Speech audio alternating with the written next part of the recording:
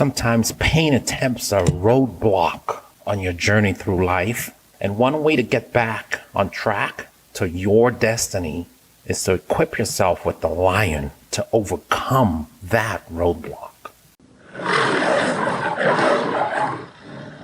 I would like to introduce Dr. Al Marcello to the program.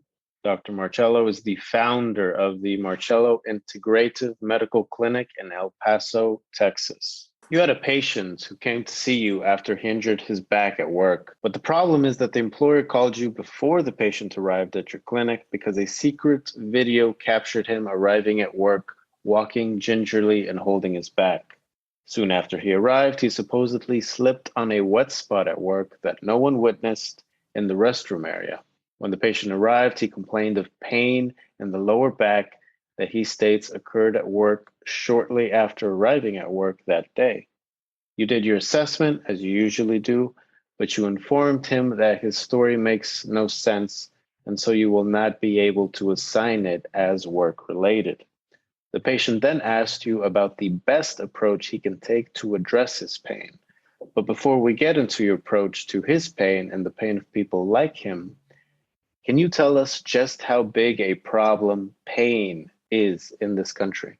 Yes, Danny, it's the leading cause of long-term disability in the United States. Listen, over 100 million Americans suffer with pain. Pain becomes more problematic when it becomes chronic pain. Chronic pain is pain more than 3 months. Chronic pain causes about 20 million Americans that can't work or function properly in their day-to-day activities. It costs the economy over $700 billion yearly. And it is also the most common complaint that people see a doctor for is pain. Again, it becomes more complex the longer the pain lasts. So a comprehensive approach to pain is really a healthy way to go, but it is a big problem. And I always look at pain as a puzzle that can be solved from a multidisciplinary approach. How is pain categorized? So you have acute pain, which is pain less than 3 months. And then there's chronic pain, pain more than 3 months. Now, there's more technical stuff we can get into beyond that, but for the sake of this conversation, you can simplify it as such. There's pain from cancer, there's pain from injury, there's all many different categories of pain, subcategories of pain. But generally speaking, we like to talk about acute pain and chronic pain. Acute pain less than 3 months, chronic pain more than 3 months. The opioid crisis hangs on people's minds whenever pain treatment is mentioned. How big of a problem is this? So we've talked about that before. Look, 130 people die in the United States from opioid overdose every day. So today, 130 people will die. About 30% of people who get treated with prescription opioid who have chronic pain, about 10% of them will develop some kind of addiction. Think about that, how huge that is. About 30% of people who get treated with prescription opioid who have chronic pain, of that number, about 10% will develop some kind of opioid use disorder or addiction. And you can think of the dark alley that turns people to eventually. Now, you always talk about pain fibers because, as you say, it makes a difference what the patient is feeling. What kinds of pains are there? So there are pain fibers. We like to categorize them in two categories. There's A delta fibers, which carry pain signals quickly to the brain.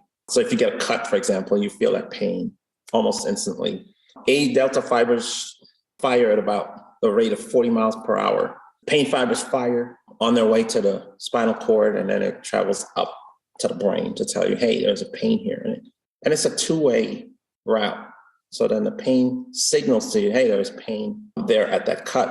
There's a second pain fiber, what we call C fibers, that carry signals for dull pain. And you can find those in the skin as well as in the organs. And again, they also carry pain signals through the spinal cord to the brain. If there's someone in our audience listening right now who's suffering with persistent pain, who has not gotten relief from all the non-medication frontline stuff, but who was worried about taking medication because of a family member who was addicted to opioid pills, what can that person do right now to get pain relief? One of our approach to getting pain relief, the approach to pain relief is really starts with non-medication approaches. And so when those are exhausted, and those are it's a pretty comprehensive group of modalities that we use, but if those are exhausted and the person's pain persists, I like to start with a non-steroidal anti-inflammatory drug, such as naproxen. I like naproxen because it's only twice a day. You're not trying to dose yourself up every 4 to 6 hours, and it works longer. So you take it every 12 hours. The side effect profile are low, but you still can't abuse it. And really, the abuse likelihood of NSAIDs are very, very low. You can have toxicity if you take too much of them. But usually if you take them as prescribed or, in intervals that make sense where you're not just flooding your system with it, your people usually get good results of pain relief from NSAIDs, especially for people who are concerned about opioid use disorder and having opioid medications that are problematic. NSAIDs is a good way to go to address your pain right now and right away. Sometimes pain attempts are a roadblock on your journey through life. And one way to get back on track to your destiny is to equip yourself with the lion to overcome that roadblock.